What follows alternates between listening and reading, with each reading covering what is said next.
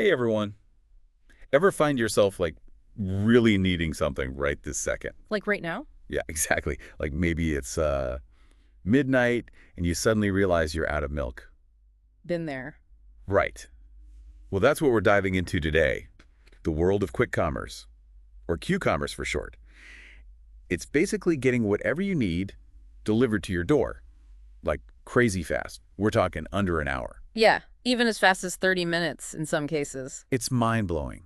Think about it. You run out of coffee beans on a Sunday morning. Oh, that's the worst. I know, right? Ugh. But with Q-commerce, you could have a fresh bag delivered before you even finish reading the paper. Exactly. Or imagine you're in the middle of cooking and you realize you're missing a key ingredient. Oh, that always happens to me. You could have it delivered right to your kitchen, no problem. It's all about speed and convenience, really changing the game for both customers and businesses. So let's break this down. What exactly is quick commerce and how did it even come about?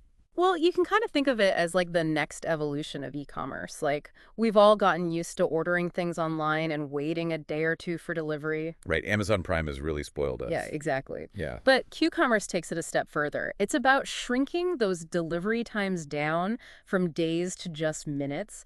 And it's really interesting how it all evolved. It actually grew out of those food delivery services we all use, like Uber Eats or DoorDash. Oh, yeah, I can see that. Right. You order food on your phone and boom, it shows up at your door in like half an hour.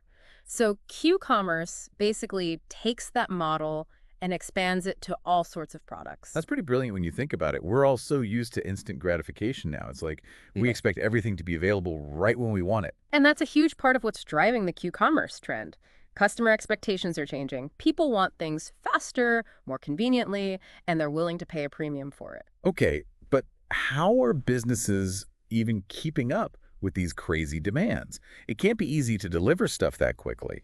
It's definitely a whole new challenge. They have to completely rethink their operations and logistics to make it work. So, what are we talking about here? Are they building warehouses on every corner or something? You're actually not that far off.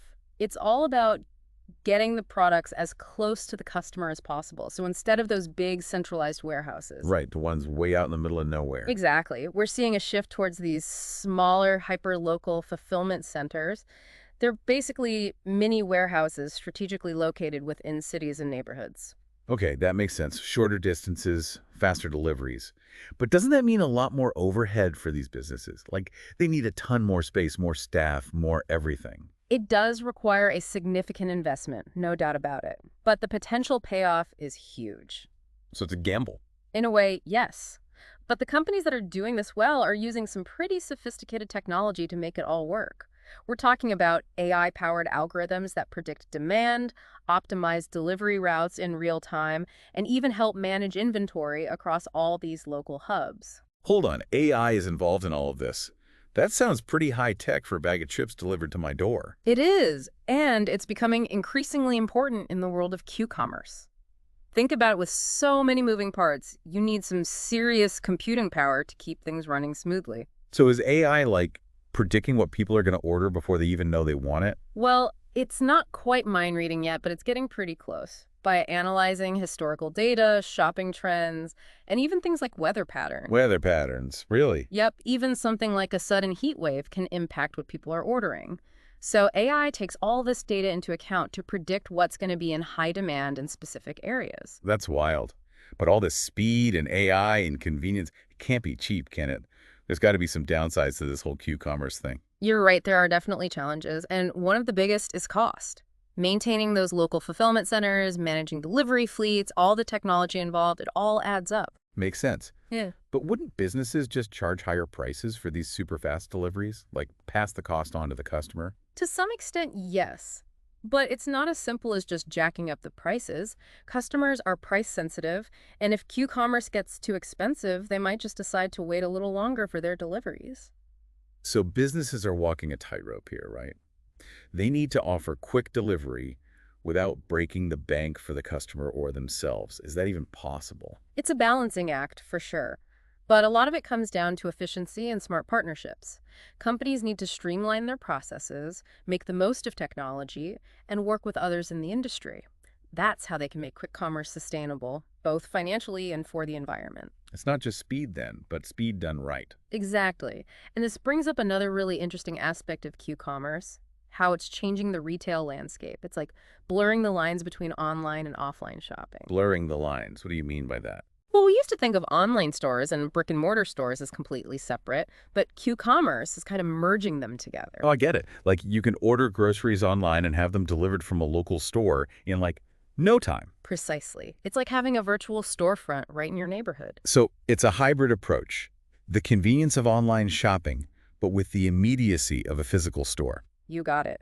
And this is definitely shaking things up for those traditional I retailers. bet they can't just ignore the online world anymore, right? Nope, not if they want to stay competitive. They have to figure out how to integrate their physical stores into this new Q-commerce world.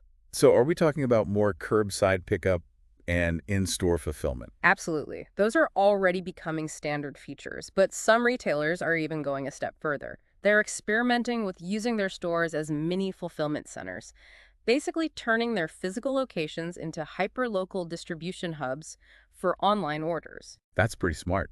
They can use their existing space more effectively and reach more customers without building a ton of new warehouses. But are there any downsides? Well, there are always challenges. Stores need to have enough space and staff to handle both in-store shoppers and online orders. Ooh, right, so managing inventory gets even more complex. It does. They have to make sure there's enough inventory to meet both demands without running out of stock. So it seems like quick commerce is really pushing retailers to be super adaptable and customer focused. Definitely. It's not just about having products on shelves anymore. It's about creating a truly seamless experience across all channels. Online, in-store, mobile apps, everything. So it's all about making sure customers have a good experience no matter how they choose to shop. That's the goal. And to do that, retailers need to really understand their customers, their preferences, their shopping habits, what they expect. That's where data and analytics come in. Ah, the data-driven world. So we're talking about things like personalized recommendations and targeted promotions. Yeah, but it's even more than that. Retailers are using data to predict demand, optimize inventory, and create a more engaging shopping experience overall. It's like AI is becoming the secret weapon in retail. It's playing a bigger and bigger role for sure.